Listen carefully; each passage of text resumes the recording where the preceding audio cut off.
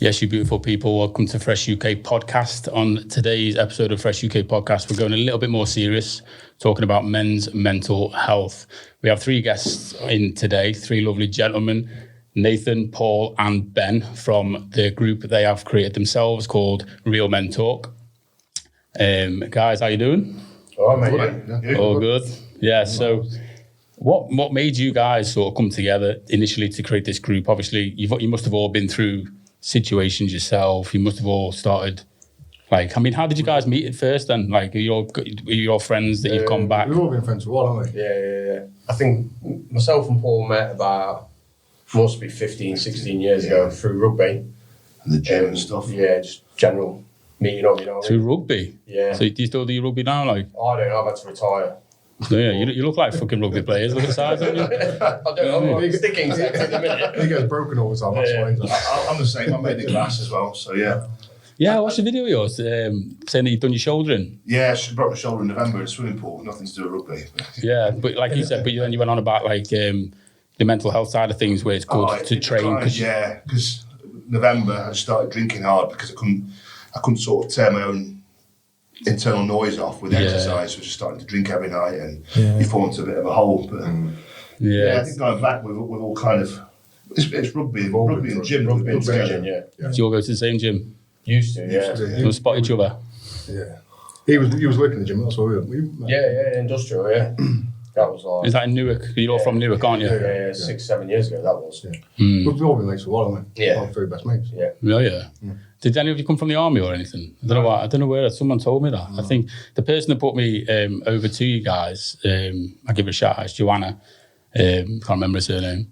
No, but no, she said, check these guys out. They might be really interesting, good to be on the podcast because at the end of the day, you're promoting mental health in men, and which is, I think, like growing up through adolescence and things like that. There's a lot of people out there, like I say, even through adolescence that have been so like going ups and downs through life and just the bad upbringings and things like that. And we've all had parts in our life, I believe. I mean, I know I have. There's a lot of guys out there that have that been through these downs and they don't talk about it because I think it's sort of portrayed as from a male point of view, like you've got to still be stoic and you've got to macho, bottle all this. It's a weakness, isn't it? If you're down and not feeling well, everybody's like, oh, he's weak or something, which is absurd. That's exactly what I've done it. That's exactly what I've done it. Yeah, it's bullshit though, isn't it? I've got mates that come out of the armed forces with severe PTSD and stuff, and they've been offered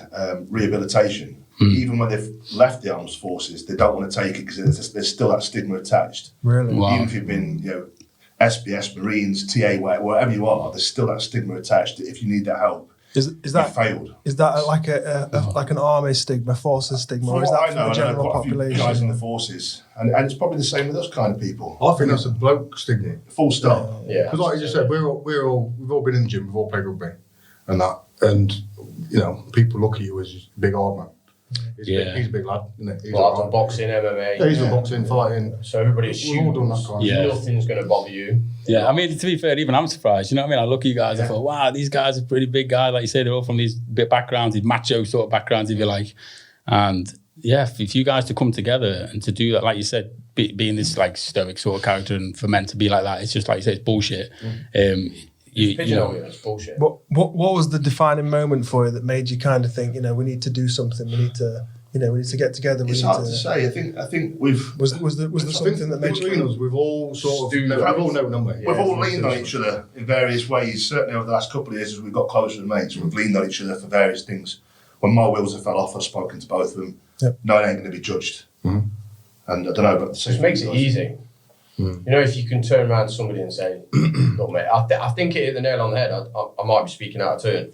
We'd arranged to go around to Nathan's the other week, hadn't we? Yeah. And I was just shit time, just feeling crap. Yeah. And we was all going around for drinks, and I just said, "Look, lads, I'm not feeling it. You know what I mean? Yeah. I just feel shit." Yeah. I started a new job, and it was a bit crap. This, that, and the other. And I think that night is when you spoke. Was that night one too? Yeah, because I just said, I wasn't bothered. I wasn't even asked. I just said, "Do you know what? I'm not in the mood." I could have forced myself to go and probably sat in the corner and not said anything, but because these lads know me, I was like, "Do you know what? I'm feeling shit. I'm not in the mood to sit and just booze and laugh. I just want to be on my own sort of thing and sort my head out. It was an idea, because whenever we get together, we'd all usually we go to my house, don't we? We'll all have a beer and a crack at my house. Yeah.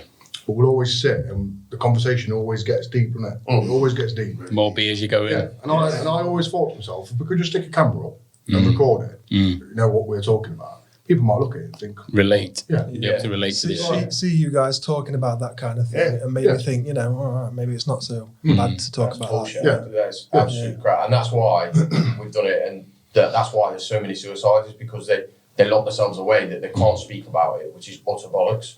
Yeah.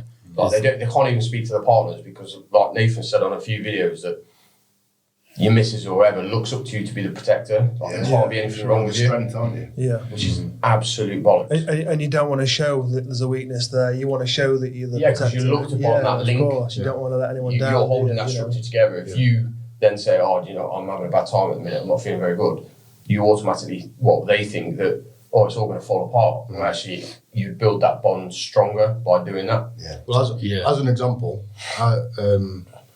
talking 3 or 4 weeks ago, when I was a bit dodgy. No, you're in a bad time. I was in a bad place about 3 or 4 weeks ago. Like ready to, I was thinking. Thinking that way, yeah. Fuck off. I was ready not to be here. Yeah. And I had my kids that weekend, so I struggled. So that would have been harder. Like The kids were just, being kids, messing about and stuff. And I was trying to just act normal. So I put a film on from in the room, and I sat in the kitchen just crying.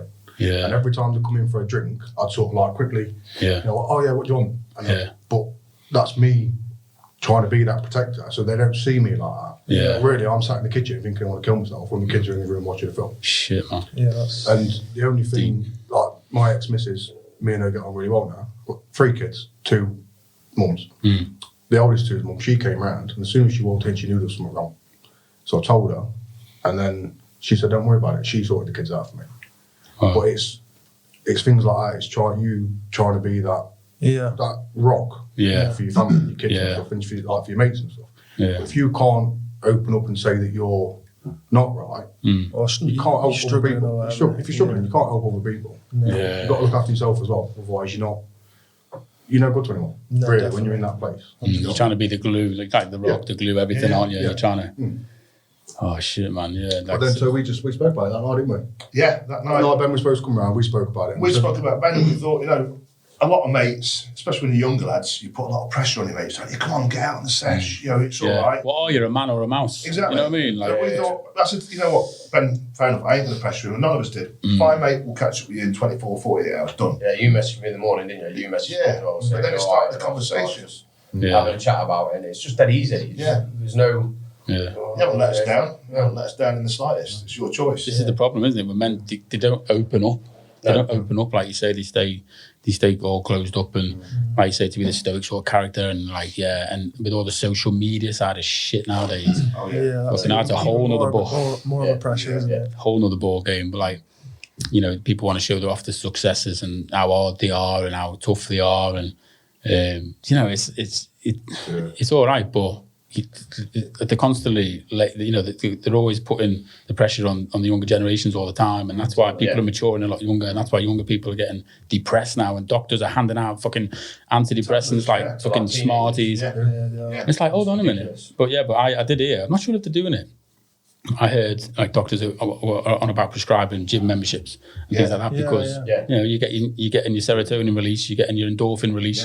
Get to the gym, you get some feel good in you. You're feeling a bit low. Get to the gym. You know what I mean? And I've been the same. If I don't go to the gym for 5-6 days, I feel shit, and I can never figure it. It's always for years. I've never figured it out, and then I go, "That's it, gym. I need the gym." And I go to the gym. I walk out. I go, "I feel alive."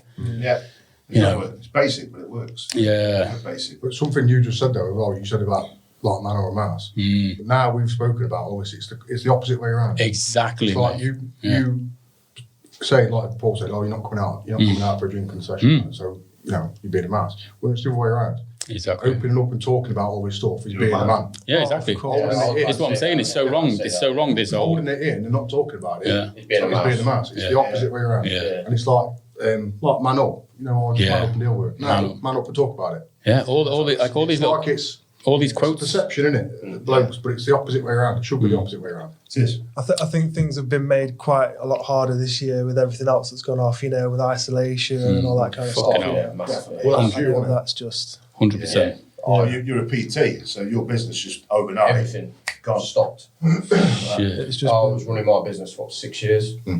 Built up well, haven't you? So yeah, like probably one of the busiest PTs in Newark.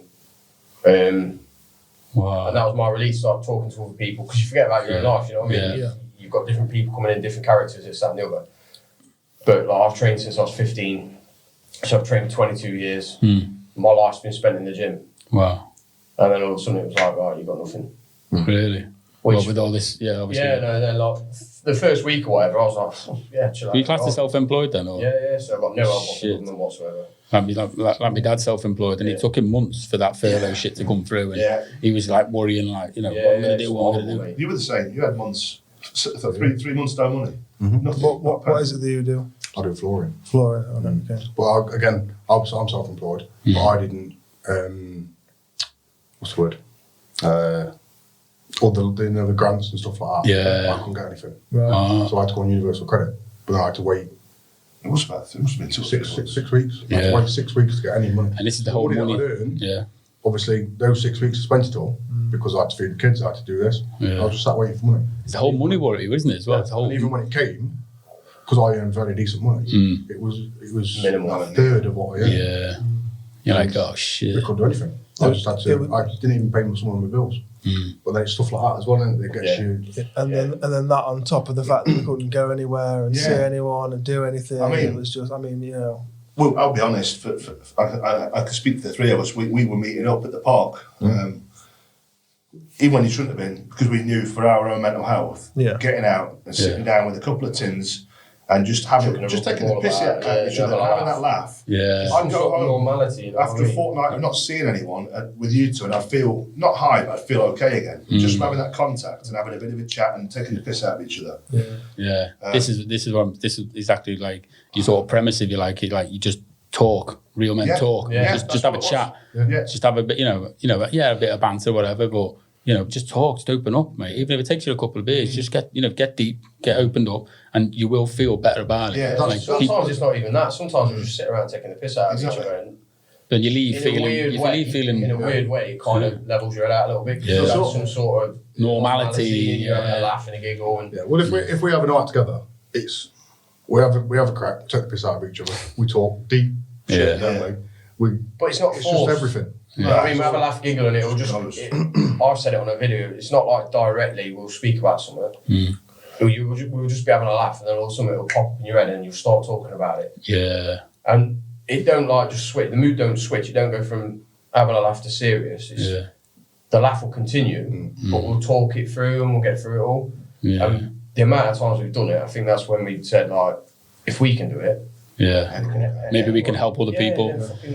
If we help one person, if we stop one person thinking bad thoughts or anything, then we've done a good deed, you know what I mean? Well, we said that in the That's beginning. what We said in the beginning, if we can help one person, it would just help one person, we've done a job. You've done a So difference. far, Made a how many people we spoke to between us? We're into double figures, aren't we now? Yeah, easily. I've had about 4 or 5. Wow. I had a bloke message me, was it yesterday, that he was contemplating suicide last week. Wow. And just looking at the page and talking to us. But I just sent voice messages, talking to say, how you doing, this, that, and the other, blah, blah, blah. Just, again, some normality, having a conversation with somebody. And he messaged me the other day, he says, I've stopped drinking, I've gone to the doctor, I've got meds, blah, blah, blah. And he's not feeling that way anymore. So that's like, It's amazing, isn't it? wow. This is great with obviously the group you've created on the Facebook page and all that sort of stuff. And it gives, social media is good for that in a sense. It gives people that reach. They can reach out to you or whatever, or if they do need to, make a phone call, whatever, but to start talking to you. Just make an effort. Just start talking. You know what I mean? Just, That's the thing we say. We've had people message the page. We've had people message us all privately. Yeah. And we've helped, like I say, we've helped A few Double people, figures. a good few people out. And you haven't been going too long, but it's accelerating 5 it. weeks. Yeah, 5 weeks. I don't think we ever thought when we started it. Personally, when we started, I thought all you're going to get is idiots messaging you saying, "Oh, you idiot." Blah, blah. Yeah, man As soon as you up, do all that anything, bollocks. you get negativity. Yeah, Yeah. of course. Because people are sat on their arse doing nothing. Because it's the Trolls, internet. haven't they? Because it's the internet. Yeah. But we've not had any bad. No, we've had it. All we've had is good. Wow. And we've had people follow the page that I actually thought might try and give us some shit. Yeah, I've seen a few faces and I'm thinking, fair play. Maybe these people are seeing you in a different light now. Do you know what I mean? Like they might have Well, thought. I think so, because like you said, we're all rugby lads. We're all known for being a bit wrong, aren't we? From A bit wrong. a bit wrong. we're all known for being a bit wrong. And I think people would give that perception that that's what we're like. Yeah. Now we're doing this, they're probably thinking, like, hang on a minute. Yeah. They have got a heart. Like look at these guys. Yeah. Like this is the thing. Like I think every guy like has got a heart, obviously, and they've got the emotion there. But it's just they need to connect to it themselves. I think, like you say, they've got to open up. They've got to make that step. They've got to make a move to just form them words on the tongue. Just reach out. Yeah. And a lot of guys, like I say, thinking about it. You know, when I had a lot of sort of deep thoughts myself, and when you guys obviously were booked to come on the show. And I was thinking a lot about my own sort of feelings, like emotions, what I've been through, like the low times and things like that. And I've been through some fucking low times, mate. Let me tell you, you know what I mean? When you've been with someone for like over 8 years and married, divorced, and hit rock bottom, and don't know what I was doing, and I was lost, and I was going out clubbing every weekend, doing all sorts of shit. And I was on my own, sobbing a couple of times. I'm not going to lie. I went back to my mum's house for 15 months, and I was like, "What the fuck is my life doing? Where am I going here?" You know, I'm pissing my money up the wall and all this shit. And then I just something in my head just clicked, and I was like, you know, I mean, to be fair, I like to sort of challenge myself a lot, and you know, I think I've got good willpower. But you know, that's me. A lot of people out there maybe haven't. But I just switched one day and it's like, right, I'm going to knuckle down. I'm not going to go out for the next 6 months. I'm going to save. I'm going to do this. I'm going to put deposit down the house, and up and up and up I went.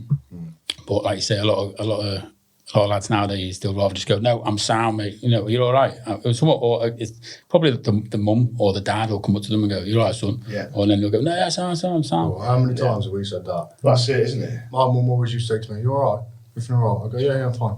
But then I'll be back home crying in the kitchen because I knew it was not right. Yeah. But it's like, that blokes just, they bury the feelings. Yeah. And it's common, isn't it? For blokes to just bury the feelings and just go, yeah, I'm fine. Yeah, this is what I'm saying. There's definitely a stigma around the whole, you know, not talking about your mental health, especially in men, because they just don't. And that's why it's just so refreshing to have you guys on talking about this and creating this group. And I just think it's amazing what work you're doing so far, and how, like you say, how fast it's accelerated in just a matter of weeks, and the lives that you're changing already. And just to, I mean, I bet you guys are probably a little bit scared of how fast it's going to go and where it's going to go to. We're ready for that. Yeah, we're absolutely fine. So in regards to obviously what you guys do, obviously you have to remain confidential because, you know, you're dealing with some pretty sensitive issues, aren't you? So I think you were just saying that. Yeah, I was saying that, like the people that have messaged us privately, they don't know about it. People that have messaged, they know the situation, but they don't know who it is. People that have messaged them privately, I know the situation, but I don't know who it is. Yeah. So keep it apart from us. Yeah. Because some people don't want to know. Don't want people to know, do they? Yeah. This is what I mean, though. Like, it's like going back to the whole fucking thing about, you know, it's not hard, is it? You're a chicken shit. If you talk about your feelings and all that, what an absolute bullshit that is. Because you know what I mean. Like you say, at least people can stay confident. They've got to make that first step.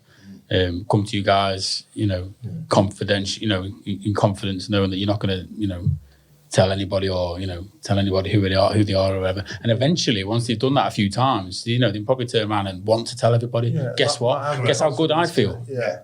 Exactly. Yeah. I thought I was a man before, but now I'm actually a fucking man because I talk about my feelings to these guys, and now I tell them to talk my feelings to everybody. And you know, you never know. They might even be helping others themselves. Well, that's the aim, isn't it? That's the aim. Get people talking about it, and so it doesn't spread the good news. Feel like a stigma. I've always been an advocate of that. I'll talk to you about my success all day long. Yeah. I also put my hands up and tell you how shit I've been and the bad stuff I've done. That's it. Because it's balance, isn't it? Yeah. And I think I went to see a psychiatrist earlier this year.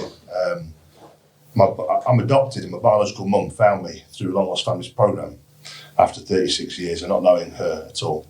And the programme put us together, and they suggested to see a psychiatrist. But me being, going back to the whole stigma thing, relatively secretive to a degree, I wanted to choose my own psychiatrist, so I found one rather than the programme paying for one. Right. But he made a really poignant comment about men, well, not just men, but people in general burying their trauma. It's like something you touched on earlier. You've had some really bad stuff happen, a breakup after a long marriage. We've all had bad stuff happen, but I think a lot of guys people never give it regard to the impact that it's had. No. And I think that just something we touched on earlier was that people just I lost my mum, or I split with a partner, or they just brush it off. It's one of those things. Yeah, and he said to me, all these things that you just told me, he said, they're really traumatic, and you've just said, like they're nothing. Yeah. Like you've parked them, like they're just minor change details. even though you don't think about it, they do change. And that's what he said. He said, the power is accepting what's happened to you, and then being able to talk about it. He said, because then it's happened, it's real, you've processed it. Yeah. Not that it's just insignificant. And about the old cliche thing about the whole problem shared and all that, it's kind of true, isn't it? If you talk to someone about something, it can help get closure or whatever, can't it? You don't feel alone. Yeah, exactly. And you probably think, I don't want to talk about it, like my mates haven't been through it, this, that and the other, but 90% of the time they have. Yeah. So, or they can relate to it. Like yourself, you spoke about this, that and the other, you probably like closed up for a little bit, but how many people in the fucking world get divorced and stuff like that, you know what I mean? And what it does to them, it's not to be frowned at, it's not to be like, nobody. And if people do, I've said this on all my videos, if you speak to somebody and they judge you on it, or they laugh at you, or take the piss, fuck them off. Yeah. They're not going to be in your life. You've been around negativity, aren't you? And it's going to bring you down. I'm a big believer of that. It's just going to make it worse. Keep away from negative It's people. going to close you up. You're going to find that person that you think you can find in and talk to, this, that, and the other, and then they're telling other people about it, this, that, and the other. It's just going to close you up even more. Yeah. This is what I'm saying. Like, the people are being brought up nowadays in this whole false sort of Instagram reality. this whole bullshit. fake, like all the socials are bollocks. When it comes to stuff like that, Except mine. None of my photos are filtered. filters, like you say, filters. None of mine are filtered though. Well, this is where it starts. You know what I mean? There's a lot of girls out there that feel that they need their egos massaging every day, and I see the same girls on the Facebook stories every day with filtered up to fuck and like looking all this. I said it a long time ago. Yeah. And Same you go on Instagram or whatever, or Facebook or fucking Tinder, all this shit. You go on there, you fucking start talking to a bird. You rock up to a restaurant thinking you're going to pull up next to a Ferrari, and you turn up to a fucking Robin Reliance. mate, I've been there. Do you know? I say, I've been there, bro. Do you know, Snapchat filters are the worst thing that's ever happened to Tinder. But it's true, innit? And that can wreck your head, though. That can put you. It really did. This is what I'm saying. So that when I was at my low, when I was at my low at my mum's and I was dating, I got starting to get into this dating thing because I'd never really done it. I was always had long relationships, and I'd always meet the same girl down the pub, down the road from my mum's, but that was sound because I could have a few drinks and walk back home. The guy behind the bar was like, "Who is it this week, George?" Like, I was like, "Shut up!" But like a few times, it's like through dating, I learned a lot of things through dating, and with especially like you say with the filters, and I used to hate them. I used to really hate them, and I still dislike them, to be fair. But like a few experiences that I've had, like tap on the shoulder, "All right, George," and I've looked up and down and gone, "Fuck off." You're having a laugh. Same goes for lads as well, though. When you look on Instagram, you see a lad who's in good shape, abs all year round, or you're like, "No, mate, that picture was from a year ago." I said we this. know lads, don't we? In the gym, you see them stood there taking pictures, and they take one of them and move the camera to get another one. They're doing like. Yeah, but the worst thing is they go around getting a good light in. Down lighting, spotlights down. Every fucking muscle in the body. And then they go outside and it's like... It's the next... I've been there before. A couple of years ago, I tried to compete. I didn't quite get there. A few weeks out, I got pulled out. Did that fuck your head up, or were you fine with it? No, it did. It did. Yeah. It was my fault. But you think all that effort you put in? Yeah. But then the pictures that I used to take, sort of leading up to that, I was at the time, what was I, like 17 or 18 stone. Wow. 8% body fat. I was big. Wow. Lean. Really? I look at them pictures now and I'm just like, fucking hell. It's depressing when you think fucking... Mate, I'm the same. Really, it's like, well, it don't matter. I say that last May I was in the best shape. The best shape I've ever been in the last 10 years. And last May, funny enough, was the same time I had the first bout of depression in my life ever. Shit. I had a week where I wanted to lock myself away from the world. Looking back, I was doing phenomenally well financially, in really good shape. My fucking wheels fell off. Do you think that's what I mean. You're trying to create sometimes this image. Yeah. I know you said you were doing it for the to compete necessarily, but do you think, like I think you were just about to say then, the pursuit of maybe this image gets people so bogged down and you look great, you feel great. And then trying to maintain that, to maintain that level that what you have to sacrifice. It wrecks your head. I used to take a picture on one day, and I'll think, oh, great. A couple of days later, I'll take one, I think, oh, shit. And then people like, I've said to you boys before, haven't I? Like, I remember actually, I went swimming with my ex before, and there was a lad walked across the pool, and I was looking at him thinking, fuck me, beside of him. I looked at her, I was like, that lad over there, is he bigger than me? She just looked at me and went, are you fucking mad? Like, you're twice the size of him. Yeah. I was like, no, I'm not. And all that kind of stuff, it messes your head. It does. I've been there, mate. Like I say, I've been training on and off since I was 18, and obviously I'm only 21 now, but I forget. Well, no, I did really well then. I did really well. I'm not saying on paper. My Instagram, but like I said, reactivated all since I've done all this, like last few months. They're all from a couple of years ago, and I cut out cane sugar for 9 months, and I was really ripped. I was lean. I was always been banging on like 14 to 14 and a half stone. And I went down to 13, but I didn't mean to lose the weight. Yeah. It was just like, but it's just part and parcel of what happened, because I just cut the cane sugar out. And I did rip up, and it became like this obsession. I had this obsession and like constantly checking my abs. And every time I went to the gym 5-6 times a week, I was doing 15-minute abs each time I went, which was good in one sense. But like you said, it's ups and downs with your mentality, because that's all you're focusing on. That's all you're thinking about. You're like, and you're looking at yourself and you're like, the picture's different. You think, was that different lighting? It's the pressure that you put on yourself then to maintain that image, because you think, oh shit, I can't, I've got to stay at that level now. People know what I look like. Yeah, it is. Like we mentioned social media as well, you get the pressure from that. Because if you put a picture of yourself up where you've got abs, you look good. You get all these pictures and comments saying, oh, you look amazing, you look good. Likes and all that. You put a picture of yourself sat on the sofa. This is what I was about to say. You don't get messages of people saying, oh, you look good. This is what I was about to say. Why don't people take a picture of themselves in the morning, stand up and just take one and try and pull the same pose? You know what I mean? It's not going to be, but like when you like me, from my experience, and I know other guys do it, when you filled yourself full of L-arginine supplements, creatine supplements, and nitric oxide, NO Explode, and all this pre-training drink, and you've got the fucking pump like the Hulk, and your veins are popping out like fuck. And that's when you take a photo. Do you know what I mean? Not when wait till the morning, mate, when you're deflated and all that shit's gone out your system. But it's good. I'm not telling people not to do that, because it's good to see that, and whatever else. It gives them drive. It gives them focus. I think you've got to be aware of the mental side of things. Exactly. That's it. We spoke about it today at work. It come up on a memory or something. I don't know what it was. And one of the lads at work was like, "Fucking hell, was that you?" I was like, "Yeah, I've competed this, that, and the other." And I went through and showed them some pictures and that. And they were like, "God, don't you miss it?" I went, "Actually, I don't." Because that was the biggest thing for me of lockdown, was everything I've done over the time, it all started to backtrack. Like, oh, why did I do that? Yeah. Why did I compete? Why did I do this? Why did I do that? Weeks ago, you think you were doing it for the wrong reason. Yeah, it wasn't me. I wasn't happy doing it. No. Do you think you'd be here now with the t-shirts and with what you're doing if lockdown hadn't have happened? Do you think that kind of... I think it would have happened. Right. It might not be under the same, maybe it brought it forward almost, or... Yeah. We've all had tough years for different reasons this year.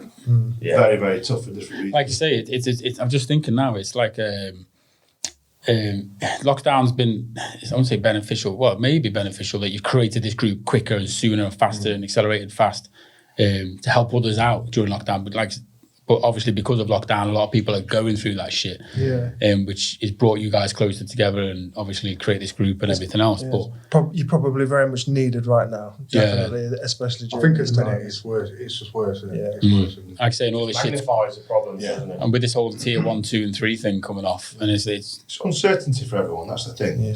People like to have something. Life is uncertain. You don't know what's going to happen tomorrow, but if you can book a holiday for next year, or you can book a hotel for next week, and you have these little things to look forward to, that gives you an element of certainty. Yeah. Right now, it's been taken away from not just you or me, everyone. That little thing you can look forward to isn't there anymore.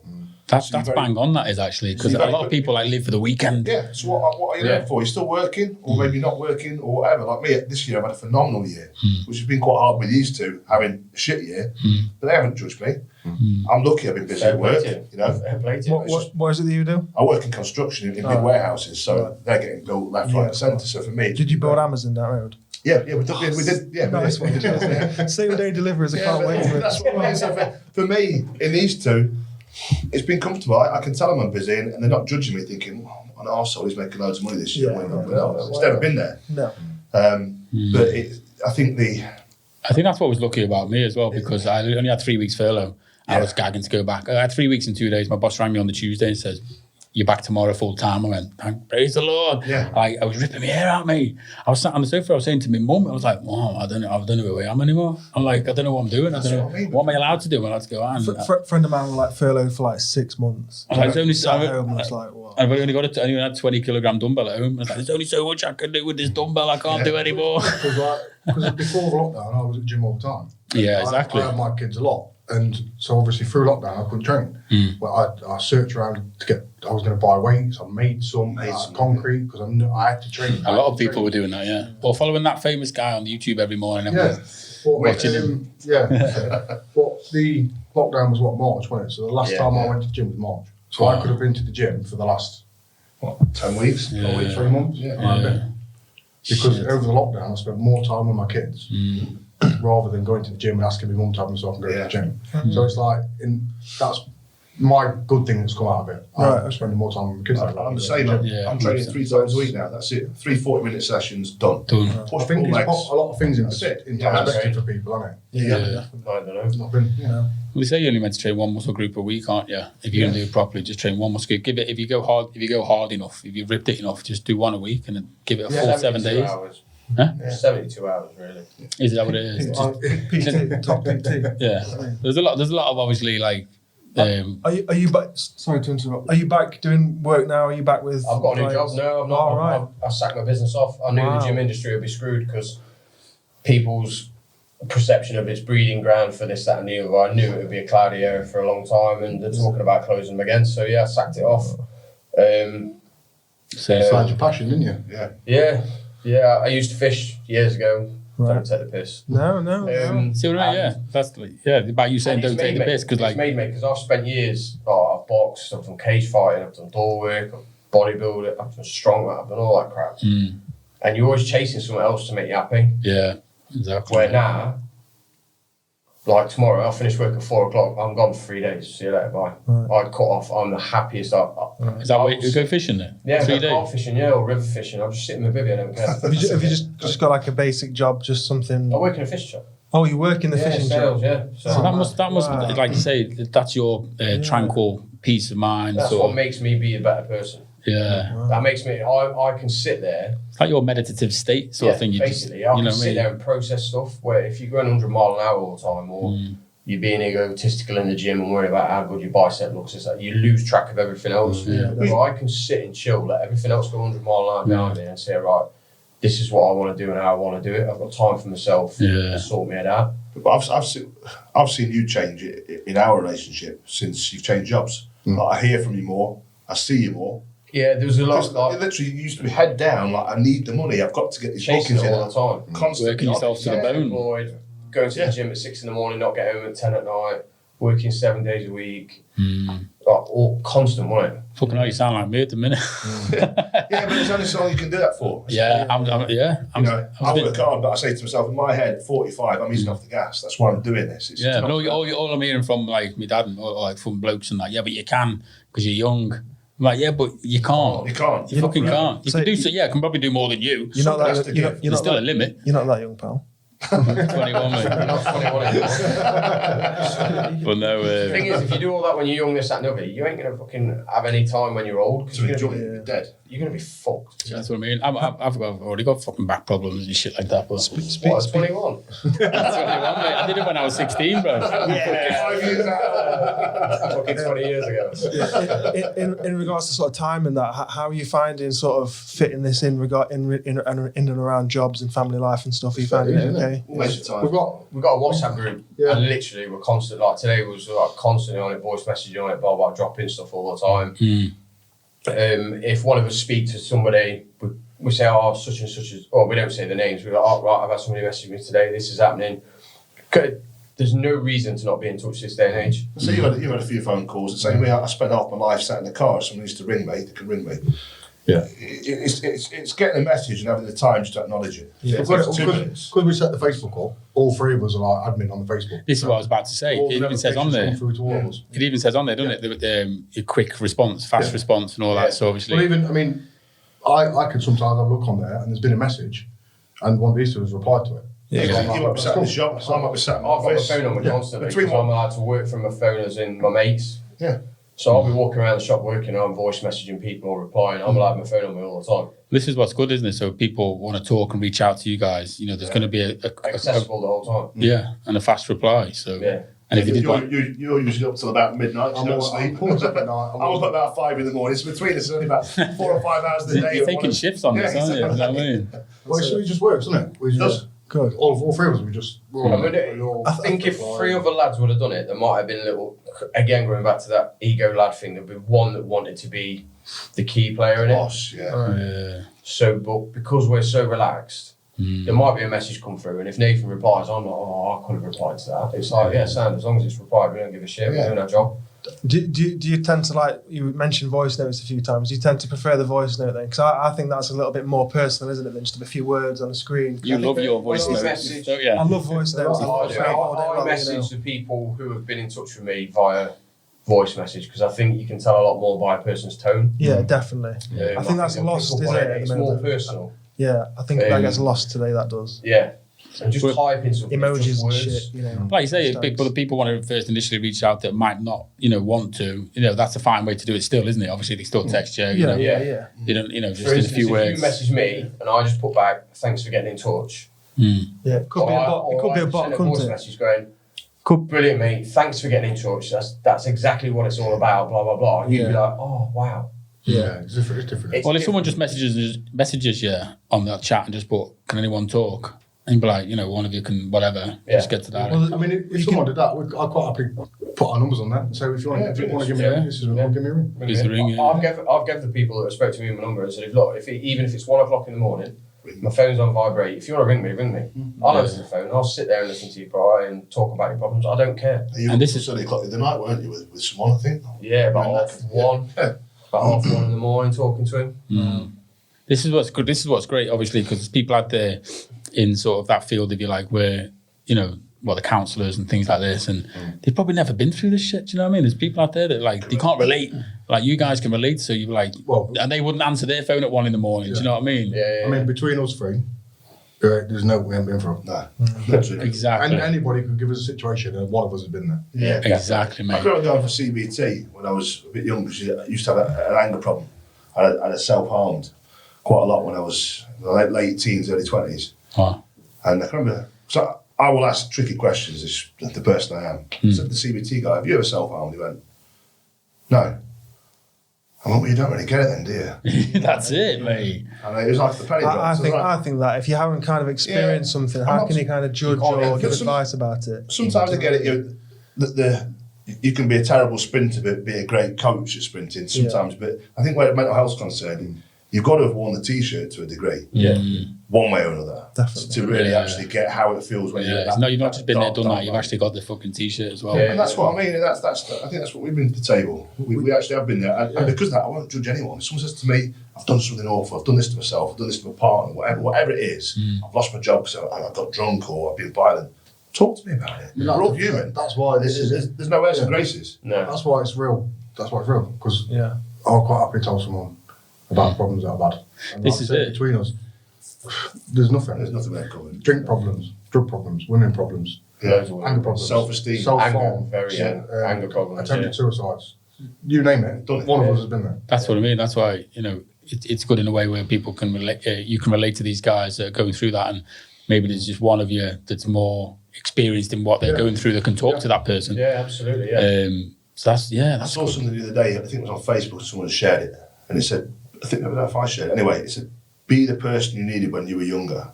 And I thought, bang on the money. If me now at 36, sorry, at 60, well, even probably from 10 to 30 almost, those 20 years, I had a real bad time. And it's only sort of the last few years I got my stuff together a little bit better. But if I could have had me to talk to when I was that age.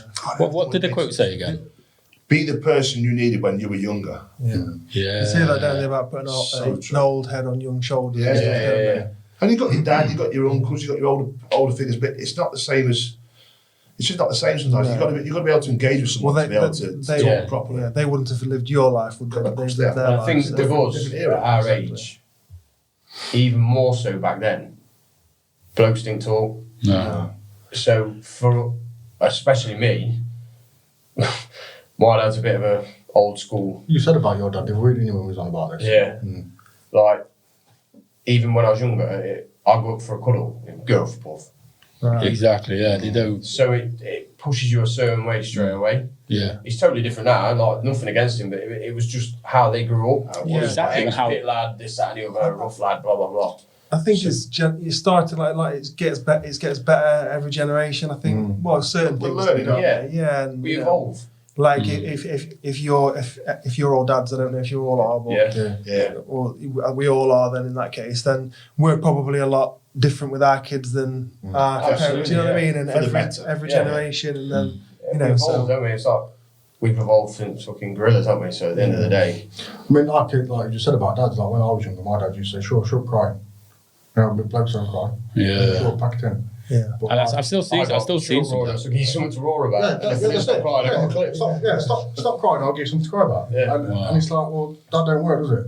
Because that makes you then keep it in because you're fearful that you're going to get a clip. Exactly. It's like the other week, my little lad, he had a bit of a meltdown, started crying and that, and I was like, and he tried to stop him for it. I was like, no, mate, what, if you need to cry, Let it out. Let it out, mate, yeah. Come here, do you want a hug? Whatever, but hug it out. It's like, Where's it hurt? Yeah, exactly. You know what I mean? Whatever it is, you know, it's like it's wrong, isn't it? It's bad. I don't know. Oh, they still tell you when I've had a few beers, I'm a cuddle monster. Yeah, I was the same, to be honest, mate. 17-stone cuddle monster. Everyone's getting one. Oh, no. You're not. That's what I mean. It's on the anger. Maybe that's why I played rugby, because I like the secret cuddle. I don't know. That's Well, you played on the wing out of the way. Yeah. So I didn't get hurt. Yeah. I'll cuddle you in a bit. I'll cuddle you in the changing room. So I'm not to go for a drink with you then. Did you say you get a bit angry? I'm alright. No, don't. No. You seem a nice lad. I don't want to. Oh god. Probably your nightmares. You know. But It's good to have a drink, though, isn't it? Like, yeah. Bit of release. It's cool. I'm a protector though, aren't I? I don't like people messing with boys. Yeah. Oh yeah, right, big time, mate. I will put my Big time. yeah. Well, anything like that. But I mean, like, my mate who I lived with, Damien, he's probably listening.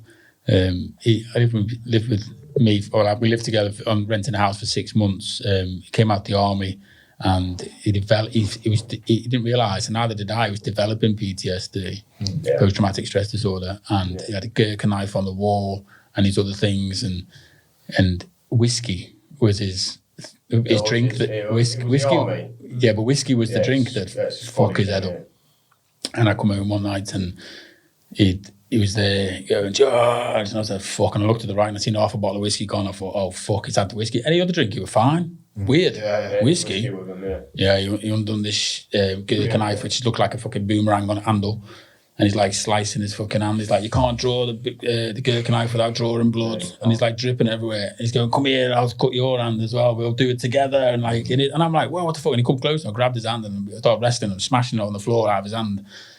And then, he's punching the wall, non-stop punching the wall inside the living room. There's blood all over the wall. And he's like, I've lost too many mates. And they've seen some horrible shit. He told me about this shit. You know, going in like, I can't remember if it's 4x4 or whatever, through Afghan. And literally the row in front just fucking exploded all over him. Infiltration. It's horrible shit. Scary. But yeah, so is that your phone, bro? Stand to it. Bring him on the show. I've got Bluetooth. Hello, welcome caller. It might be buzzing the same at the other end. What are you wearing? Are you on your own? I'm just stuck in traffic. I'll be.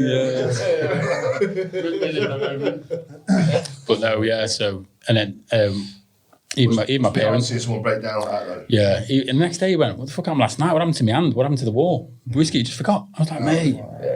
So I said, you need help. 22 years. My brother did 22 years in the service. Wow. Did he? Was he all right though? Because I know a major in the army. He's still in the army now, and he's fine, absolutely fine. Yeah, he'll be fine while he's in there. He'll be fine. Yeah, we come out. When you come out, try and adapt. And You can't adapt. Yeah, that's. I don't know many people that come out that have adapted well. Generally, don't. They're all struggling. You come out like you say, it's inside, isn't it? Everything. Well, it's just a mess. But it goes back to, I think, what you touched on earlier about when your routine was taken away. I think for me, I've always been aware that routine is key for me. Getting up at the same time, 365 days a year. Yeah. You get up about 16. But the army, that gives you that. Yeah. And, Structure. but you don't realise until it's taken away. Once that structure's taken away, what the fuck am I doing? Yeah. And that's what happened with a lot of people knocked down. They might not have realised the importance and the value of structure and routine. They might have hated it, but they take it away. hated But you need it. Yeah, exactly. God, do we need it? Oh, true. We need to know where we're going. We need to know. This is why they say one of the best things you can do in the morning is get up and open your curtains and make your bed. Make your bed, and that's the first little thing that you've done. And you've achieved something. It's a better sense of accomplishment already. How many thousands of people do you think turn that alarm off when they went into lockdown? Oh yeah, exactly. Yeah. And that's This is what I was doing, to be fair. And this is why I was waking up and then going to sleep. And I was going to bed at 3, 4 in the morning. I was going, what? I've lost the whole sense of it. I did it. Everything. I was waking up at like 10, 11, and normally I was up at like 4 or 5 to get to the gym. Do you go to the gym that early? Yeah. My clients at 6. Shit. Wow. Yeah. I get up at 5 Monday to Friday, and I was up at like 4. this time of year is hard work. Pack my bag, get to the gym, get ready, set up the session, get ready to go. And then lockdown, it was like 7, 8, 10, 11, but I stayed up till like 2, 3, 4 in the morning. Time and days became irrelevant, didn't they, for a minute? I had a proper... There was memes going about, wasn't there? Time. Obviously, I don't live with my kids and mum, so I couldn't see my lad either. Yeah. But obviously, we touched on it earlier that my whole world was everything. Everything, So if I wanted to see Nate, we'd probably go and train. So it was like dead weird. Yeah, that's like, like the only way you can do it. Like go and train together, and but it was like everything was stopped. Every door I had was closed, wasn't it? every door was shut at the same time. Literally. In one night. So it wasn't just my money, it was my release, it was going training with my mates. If we only had a couple of hours spare, we said, oh yeah, let's go and train legs somewhere. Or just that little bit of escapism. Just get out. And it was all shut at once. Have you guys ever like had or tried to get? I'm not saying like I don't know how bad mental health issues you've had in the past, but have you ever been to try and get help via other channels and found that it's been unsuccessful or it's not been satisfying, and that's what's led to this or something? Or I touched on it earlier. I had a CBT and anger management and counselling when I was young. oh yeah, and they it was like putting a plaster on it, right? Yeah, it was fine. And then I went to the psychiatrist because of my birth mother finding me, and he went, "You're going to be on a path, on a journey for maybe 3 or 4 months here." And what he said to me, he says, counselling is talking, imagine you're an engine. He says, counselling is talking about your engine. And CBT is talking about how to make the engine do something slightly different. right. He said, psychiatry is taking that engine to pieces. Stripping it bit by bit. Finding your broken bits, putting them back in, but knowing that they're there. Right. He said, so all I'm going to do is take your engine to pieces and put it back together. Wow. It's a long And it was bang on. So Good analogy, though, isn't it? So I think for me, the counselling, it put a plaster on it. The CBT, it learned me how to react in a different way. The anger management did. But seeing this psychoanalytic psychiatrist was the one thing that's actually took everything completely to pieces, stripped me bare, scared the shit out of me. Really? Challenged me to. Some days I wanted to thump him. How long did you do that? It was from April to last week, so 4 or 5 months I've been seeing the guy. Intense, like. Oh, very, but Are you done now with it? done, yeah. I was still going to ask you weekly, but Paul, I don't need to see you. I don't need to see. I was like, I don't want to keep paying you the money. Yeah. I'm loyal, but he's like, no, I don't need to see you. He said, we've done it. We've Achieved what you want to have achieved. Yes, to answer your question, yeah, I've been through all of it, and that's the one thing for me. I mean, I'm not saying it's the right thing for everyone, but for my set of circumstances, it's the one thing where it's all finally made sense. Right. Well, I've been to doctors before. Don't feel very well. Well, take these. So there's people. That's what I'm sick of, man. And last time I went, the doctor didn't even ask me anything. How are you feeling? Well, I just feel a bit shit. What's happened? All this has happened. I'll take these. Take these tablets. Take these tablets. Are you allergic to penicillin? Are you allergic to this? Are you allergic to that? Yeah. What? I was just like, no, and I didn't. And then I went through Mind, which is a mental health charity. Wow. I had 6 weeks counselling, but then the funding only gives you 6 weeks. Right. So the 6 weeks did all right, and then I just dealt with it again myself. Yeah. And then earlier this year, the lady that I actually saw at Mind, she started her own private little counselling thing. And I've been seeing her since... It was March, wasn't it? Just before lockdown. Yeah. So I've been seeing her from then up to now, all over the phone. I had a session with her a couple of weeks ago. But now I'm at the point where I don't need to speak to her weekly. Yeah. If I need to speak to her, I'll just text her and say, can I speak to you? She'll say, yeah, I'll give you a tomorrow. But like, also the counselling, that didn't really work for him, but for me, it really worked. So it's definitely worth a shot. Yeah. I spoke Worth a shot. I spoke to her about stuff I've never spoken to anybody about. Right. But getting that out has made me sort of realise all these different things. So for me, Well, like you say, it was good. You can turn around and say, well, have you been through that yourself? And you might go, no, and you go, well, fuck off. I'm done here. You know, you're done straight away. People engage in different ways. That's all it is. So there's no right or wrong. No, I've done anger management when I was younger, which didn't work. No. It fucking work, all right? pissed me off. Yeah. Start asking questions. I'm like, you're annoying me. I'm going. Yeah. I'm gonna lose my shit. I was too young. I just didn't want to. Yeah. But I think it was when I went to 360 on it, Asda. I like moved jobs. I'd gone from bodybuilding, wasn't really doing anything. I was just training, and I was just like, something ain't good here. So I went to the doctors, and they were like, oh, this. And I was like, no. So I found somebody to talk to, and it was like a sports psychologist. Right. I've got like a depression, anxiety thing related to sport and this, that, and the other. Because obviously I've trained for 22 years. Yeah. So if I'm just training, I don't feel that I'm achieving anything. It's bizarre that if I'm not playing a sport or doing something, so if I'm not training for a fight or lifting heavy weights for rugby, I feel that I'm kind of wasting my time, and it gets in my head. Right. And it's like, what are you doing, you? Why are you doing all this? What are you trying to achieve? You're not doing anything. And I had to go and see this person, and it took me quite a while to actually realise that actually it's all right to just go and train. You don't have to be like pushing your balls out all the time to achieve something that... I suppose with your kind of business being fitness and teaching people how to be better versions of themselves, you probably that was also... me putting pressure on myself all the time. Yeah, because I was training in a gym where my clients were there, so... You wanted to make sure you were look the best. Exactly. Yeah. So, my clients are watching me, I need to be lifting this up, because they need to be going, oh, wow, he's my PT, I want to train him to keep the money coming in. So it doesn't matter which way I looked, or if it was an image walking around, or if it was trying to be the best rugby player I could be, or the best boxer I could be, or anything like that. The added pressure of, I need to be on this pedestal the whole time, because everything around me is to do with that. Like second place won't do. Just won't do. It's utter bollocks. Yeah, people like, fuck, and like you say... And then if you do put yourself on that pedestal, the first thing you're opening yourself up to is criticism, people having a go. Having the templates. So you're trying to better yourself, trying to establish yourself, trying to do this, that and the other. And 70% of it is negativity. Yeah.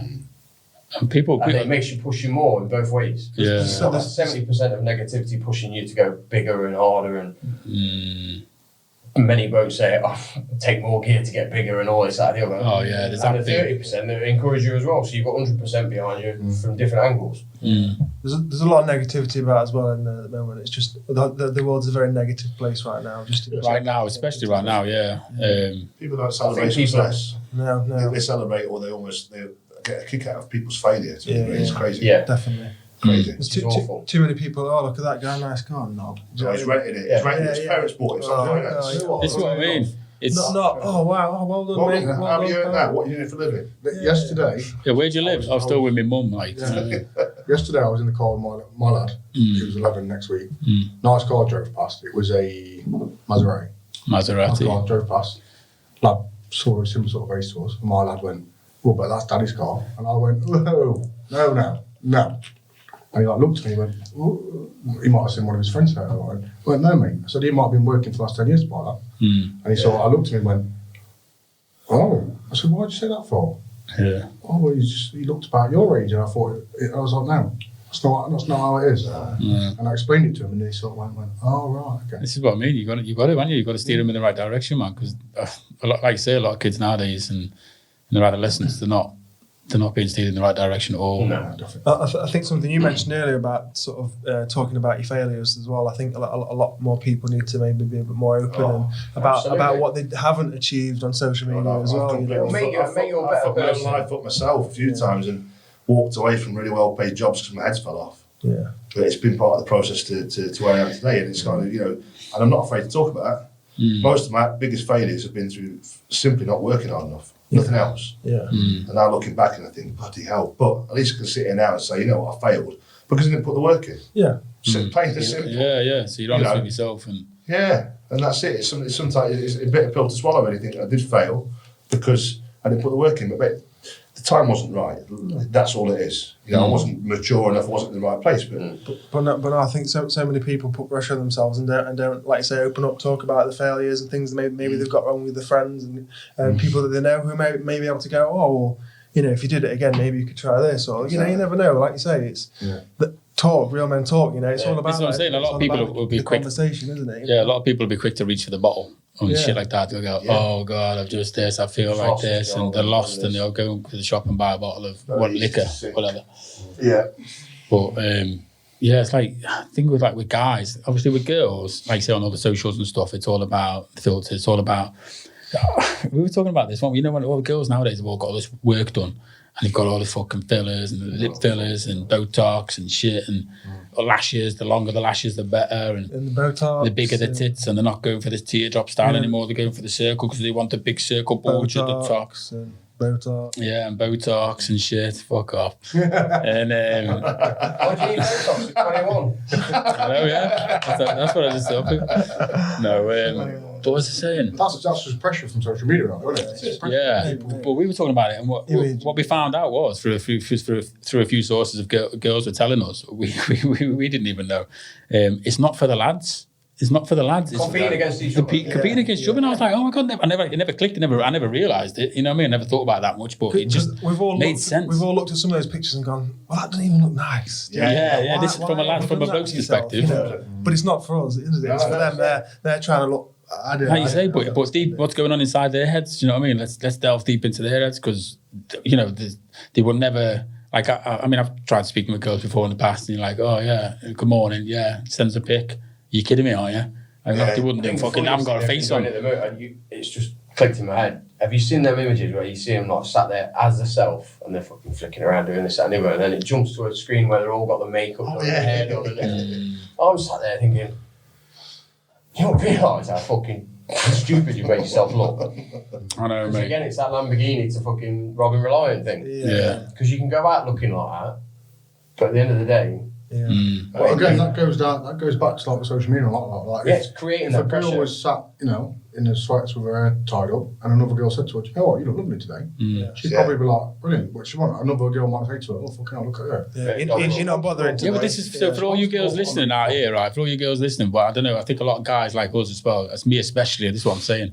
I love the natural look. I love the natural look. Like I say, and just put your hair up in a really loose, like morning style, just fucking bun. Style tips. Just chuck it up with fucking. You know what I mean? I think that's the most sexiest. Less is more. Less is more. I was literally going to say, but then I know a lot of girls that I think make themselves look worse. Not worse. That makes me sound like they were bad in the first place. They don't improve themselves when they put loads of makeup on. But again, though, that's like, you know, like what women say at the minute, like a dad bod.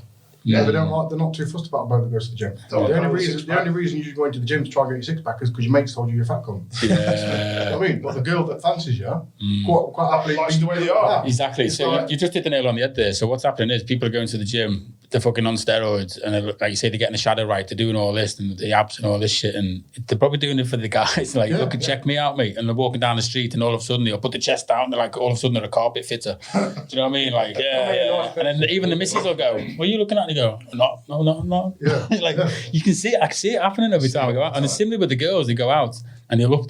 And I've been with girls before, and I've looked at them, and I can see them looking at other girls up and down. They're weighing everyone up. Weighing them up, looking them up and down, going, "Yeah, my lips are bigger than yours. My lashes are longer than yours. My tits are fucking bigger than yours." Once we go out, Jesus Christ, our eyes don't go within about where we're sat. Doesn't matter, does it? Shit. Couldn't give a shit what I message these guys. What morning was it? Was it yesterday? What? When I went on fucking Tinder again. Oh, yeah. Hold on, you're telling everyone like. I don't care. Yesterday morning. I went on it. Angry babe. Fucking hell. I've never been so raged in my life. Really? It was literally It's a horrible place. fake. Yeah. Fake. Filter, fake. fucking. Fake. It's And it terrible. was just like. Yeah. But stuff like that, that's why people have got these problems. You can't look at a picture of yourself and say, "That's me." This is why they stemmed from like models, didn't they? That's what they said, because it's the Yeah, models. they're all airbrushes and everything. So all these filters and all this crap and all this Botox is to make them look like A magazine front cover. Yeah. Which, they're not It's right. false. Yeah. It's like. So they're probably under more pressure than what we are.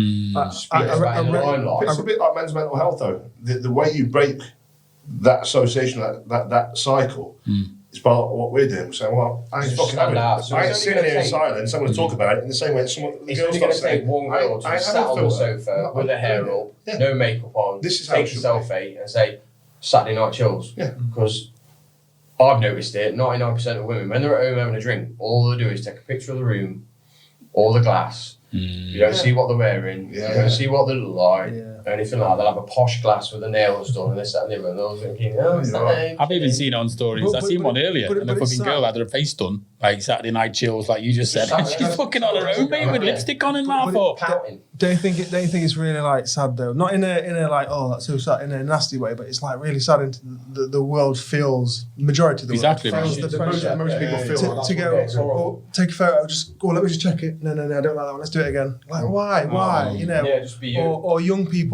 or put a photo on social media, and if they don't get so many likes in 5 minutes to take it down and stuff like that, it's like that's why they take a photo from above. It's is that how we do it? Yeah.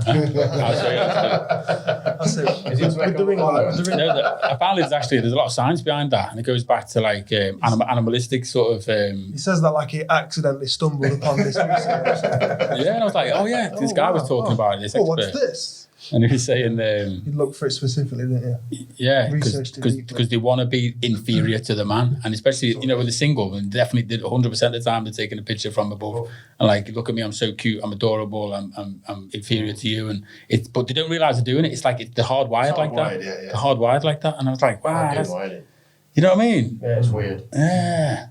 But guys don't really do that, did they? Do you know what I mean? Up here. We just try to angle each other. I don't give a shit anymore. You don't. I don't care. Well, that's it. It's about being real, isn't it? It's about being real, and that's why we can look back at photos of us when we were younger, when we were bigger and stronger and faster and fitter. That's what it was.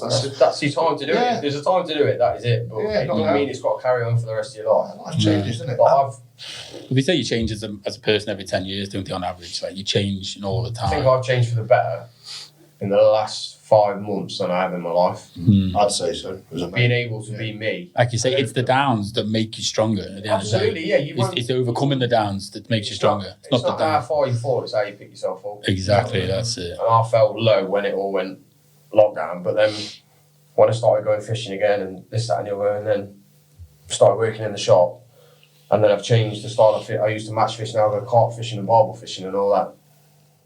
And it's just time, like, you come and see me, don't you? We have a laugh and a giggle. He rings me asking me where I am, this, that, and the other. So there's always that connection. It's not like you're totally isolating yourself. They're like, no, he's happy, he's having a good time. Done. Yeah. He's happy. And I'll take pictures when I'm there and do videos when I'm there. I don't need fucking filters and all that crap. I'm not into that. Not into none of that. I wouldn't say you do anyway, mate. But it's this nice lighting you've got. It's ring lights coming out of you. There'll be another curtain here when it goes live. Get rid of it. Smiley face. But the bit of the camera was accidentally cut off, so That's fine, mate. But no, I think it's really good though what you're doing, because I think I know there's a lot of support groups and stuff out there for people or certain demographics or people with certain ailments, illnesses or issues that they've got, but just kind of your average guy, there's not a lot of groups out there, necessarily. Who cares if you've got a degree in this and a degree in that? I think it's harder to go to. I don't know how to word it. I think it's harder for somebody to sit there and say, I'm not all right, and get professional help than it is to message a friend or something. So I can imagine more related to go to somebody that's been through it, and that's normal and is real and is talking about it openly. This, maybe we can be the halfway step. It can be a soft step towards it. I had someone message me, got chatting to me, and then spoke to me about my situation, what I've been through, and then they went to get counselling. So, like I say, maybe we're on a halfway step, with that little safe step. So I think they need to start talking about it. Yeah, that's good. That's good. Have you tried to establish, or have you established like any kind of links with any professionals that you can maybe refer people to? I think we've got a meeting at some point with Mind. Right. Okay. Yeah. My counsellor. Obviously, I told her what we were doing. She texted me the other day, and she has like a supervisor that has to watch her every now and again to sort of monitor what she's doing. Yeah. And she told her what we were doing, and she went to. So did she commend you on it? Like, yeah, I think she went. She said it was a WI in Worksop, I think, and when because she was part of this WI. When she went there, she told them all about what we were doing, and they were going to have a chat about trying to, I think we've had, trying to get it out there. Two or three people who work in mental health, so different areas. Yeah, message us. My dad. Who else was there? There's a mental health nurse that said that the people were talking about. Yeah, talking about us already. We had a local secondary school once to talk to some of the teenage lads as well, which we're absolutely game for. We're going to go there. There's quite a bit happening. The thing is, to be fair, we've not really sat down and spoke about it. No, we haven't really. When we're done, we're going to go out tomorrow tonight. We're going to have a beer and we're going to talk about some stuff. But we haven't actually planned anything. No, it's all just been organic. It's all just. That's the best way. Yeah. I don't plan these podcasts now. You know, I've got a couple of things in your head. I'm going to mention this. I'm going to mention that. Yeah. But I think it's the best way just to bounce back and forth, and it's more natural. It's not scripted. Nah. You know what I mean? I'm going to think the script and not keep. What I say about professional help is they kind of have it down, isn't it? There's a way to do it. There's a process for them to do it, and I think that can. Yeah, it can make people scared quicker than you can just having a chit chat, and that's what I say. Like when we sit around and have a laugh and a giggle, we might bring someone up.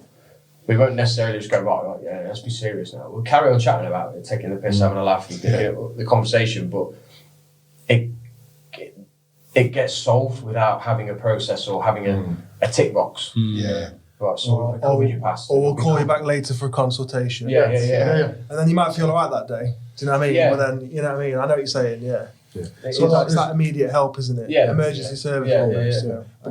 There's no plans, is there? I mean, we've got ideas of stuff we want to do, because, like, I think when we first started this, we didn't realise this was what was going to happen, did we? No. So now we're sort of thinking, this has got some legs, this has. Yeah. Let's try and...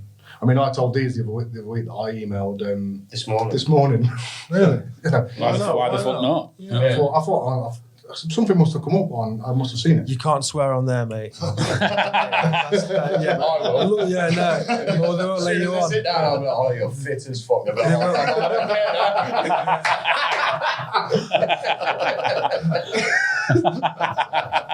they emailed back yet?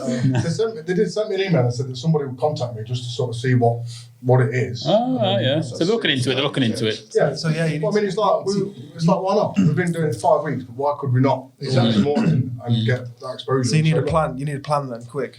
Well, we're going to. I think we've realised now we need to start putting a few bits in place. Yeah. I think we can put some bits in place, but I think the best thing we've got is doing what we're doing. Yeah. And the way it is. It'll come as It'll it. find a way. Yeah. It'll find itself. If we start pressure, like everything else, if we start pressuring it, it's going to be shit. Yeah. But like we said about... Things will be scripted. Yeah. Making it too much formal. And, Is there anything that anyone can sort of do to help you guys out? Is there anything that you know, like that maybe listening that might have?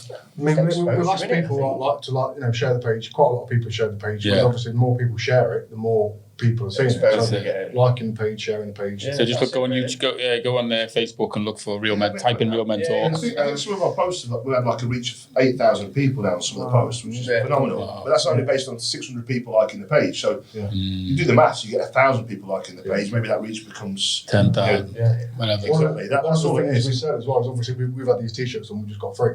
I did a post the other day saying that if anybody wanted a t-shirt, we were going to do them at 15 quid. I think they cost about £8 each. So that extra money that we're going to find a charity. We're going to find a charity and put that Donate all the money to the charity. That's awesome. So if someone buys a t-shirt, they're giving 6-7 quid to a charity. Yeah. You're getting a t-shirt. If you wear it out around, It's exposure again. So we'll get some sense. It's raising awareness. That's what it is. You're raising awareness all the time. You know, we're going forward. I'm just throwing an idea in the pot for you guys. You know, maybe what you could start to raise money for, you know, yourselves, in the sense that then if you're speaking to people that you've got and that you could help in a financial sense, like this guy should say that. this guy on WhatsApp's really bummed out because of this particular thing. Well, we've got 100 quid, well, let's just get him that thing that he needs. Today, it's funny you say that. I kept seeing these things about saying that people were getting depressed because they're waiting for money from Universal Credit and they've got to wait weeks. I just put a post on my Facebook earlier saying if you need some money to help feed your kids, or because you're waiting for some money, let me know and I'll give 50 quid. I ain't got a lot of disposable income, but I'd rather give someone 50 quid. So I need some money, bro. I've had a few of them. I'm joking. Sorry, come watch the car. I need my feet rubbing. But a lady I spoke to the other day, she messaged saying we were doing a good job. I just spoke to her a bit. She said she'd had a few problems. She messaged me again today and said it was really nice for you to put that on there. Wow. So I asked her how she was, and she said she had to send her kids to she had to send her kid to their dad's this weekend because she couldn't provide for them. She didn't get paid till next Friday. So in the post, one of the kids disabled as well, wasn't it? Yeah. So Paul said, well, in the on my Facebook post, he said I'll chip in some money. Another lady who said she'd chip in some money. So today I've sent 130 quid. That's amazing. So this is like the whole thing with the community. It's bringing everyone together on this Facebook page. So like you say, even if someone could put on there what real issues they're going through, or if they want to talk to you, and then you can ask others, no pressure. About sort of maybe setting up like a Just Giving or something like that. And us doing some fundraising if people want to donate. And then if there's a pot of money, if there's 200 quid in it, and somebody... They need counselling tomorrow. Someone needs some counselling, we can't afford it. And if we're running out of money, we'll do another fundraiser and one pot. It's up in the pot. And so, but it could be anything. If someone needs some food because they've not got much money, if they need some money for some counselling, if they need clothing, whatever. Took them a t-shirt. Full of ideas tonight, another one in the pot. What you could do is like all your little fundraisers, you could do all the things that are like people would be against, like a male stigma, like oh no, that's not what a manly thing to do. You should do those, some kind of like make your challenges about that. Really like to stick it in the face. Right, that's good. Do you know what I mean? Challenge people's thinking of it. Yeah, because it's flipping everything on its head and using that as part of your fundraising aspects and stuff. But these are the things, aren't they? We need to. Now we realise we sort of need to start putting a few ideas. Even just a fag packet drawing and a plan. Just do something. Yeah. Start get some of the ideas into motion. Yeah, it will come as it happens as well. Like you say, it's one of the best ways to do it. You just be yourself. Without structure as such, we'll just keep going and going. Obviously, it's good to have ideas and start implementing. An idea, then could work together on it if that's going to work. I mean, every now and again, like Ben might stick in the group. Oh, by the way, I've just thought this. Let's have a think about that. Then Paul will do it and I'll do it. And it's just like little ideas. And we're sort of thinking, well, yeah, maybe we could do that. Maybe we could get there. Sleep on it. Yeah, it's good to sleep on it. It's so good to sleep on a lot of things. Actually, I learned this because it's so important. Like how important sleep is. It's ridiculous. Like you have people. That is like saying sleep on it and things like that. It works. And I was just like, it's just a saying. But when you've had a really long day, you're up from 5 o'clock and it gets to the evening. It gets to like 10, 11 o'clock. And you're like, but your head's spinning, you've got all these thoughts and stuff going through your head. It's a really you can't think straight. You actually can't think straight because your brain wants to sleep and defrag everything that you've been through throughout the day, and that's how your brain works when you sleep and stuff like that. It puts things into perspective and consolidates. I listened to a book called The Chimp Paradox. I've got that. Yeah, have you read it? I've not read it. Oh, I've read it. Dude, is it good? Oh man, you need to read it. Change your life. Seriously, it'll change your life. Honestly, maybe that's good for people to listen to. But it talks about like that period when you kind of go into bed and all those thoughts, and people say, "I couldn't sleep. I just had so much stuff on my mind." And it's like that's because it talks about all that in there, and it talks about how when your chimp reacts in a situation as opposed to your human, and how to deal with certain issues. And you get road rage and you're like, and you're saying something to someone and then deeply regret it afterwards because you think, I was a right idiot then, I shouldn't have said that. A lot of people do things spare of the moment, don't they? Because it was the chimp in us that was doing that. It's not obviously a chimp, metaphorically speaking. Like, that's how you hardwire those reactions. But it's a fantastic book, honestly. It really is. I prefer to listen to it myself because you can fit that in a bit. That's why I've never read it, because I can't get stuck into a book. Or go on Audible. I'm not like Audible is good. I'll put a link below, like affiliate links. Sick. Put that sick link below, bro. But no, honestly, it's really, really good. It really sort of helped me with that kind of thing. And I mean, do you guys do anything like that? Do you guys meditate or read books, or do you guys meditation? I can't watch TV, so I read all the time. Yeah. Right, okay. You can't watch TV. You say you've got ADHD? Yeah, I can't watch TV. 10 minutes, my fucking mind's gone. Just what's tapping your leg like this fucking ball, or if something's happening really slow, like on a film. I need to be learning. I need to be exploring. Brain training.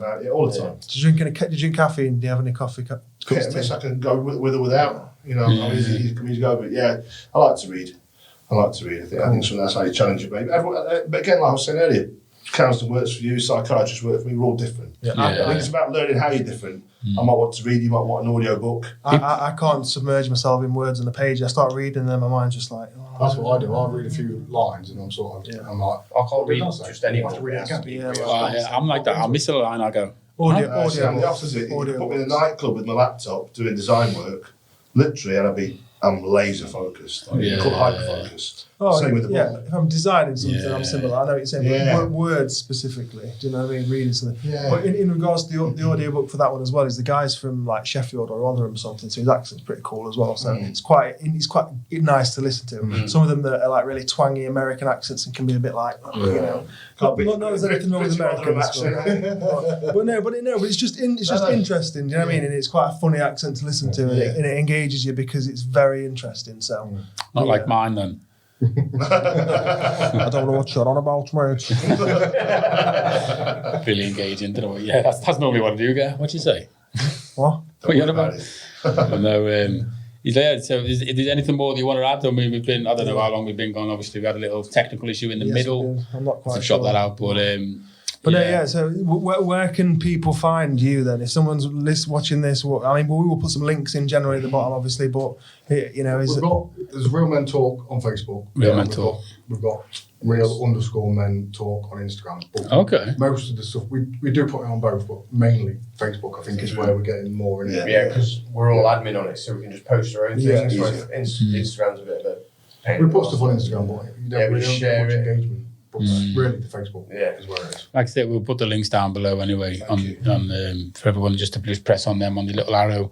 Press on the link, Real Men Talk. It'll take you straight to them. And good luck with like your plans for that. You said the physical events that you said you were looking at. Obviously, that's going to be quite challenging with all COVID and all that kind of stuff. But I'm sure you'll figure out a way of doing it. And, definitely. Yeah, good luck with all that. So hopefully we can look out for that and share and support you guys going forward with that. I mean, hopefully, say 5 weeks, but we're just get bigger and bigger. Yeah, this is it. I definitely can see that. I mean, I think you will without a shadow of a doubt. Definitely, I think there's definitely a need for this kind of thing. We'll make it stop. We owe you guys a beer next time. We'll come and drink all your beer. That's fine. Don't worry about it. Well, I'll tell you, in 5 more weeks or more or whatever, or when you guys might be too busy then. But in the future, you can come back in and like tell us how things are going. Yeah, definitely. Yeah, that'll be good, man. Yeah, give it a few months, come back on, and see what's going on in the world, and then you can bring the beers. They will bring the beers next time. That's it, mate. Yeah, like I say, it's just so good to have you on here to help promote you as well, obviously, because this is getting the word out. It's spreading the good news. People don't have to be alone. They can just talk to you guys. That's all they got to do, guys. Just talk to them, no matter what it is. Thanks again, guys, for coming on. Thank you so much. Really fascinating, guys. Really appreciate it. All the best. And don't forget to like, subscribe, and comment down below, guys. Hit the little bell and all that sort of thing if you enjoyed it or if it was give you some value. And safe. See you on the next one. Stay safe, guys. Stay safe.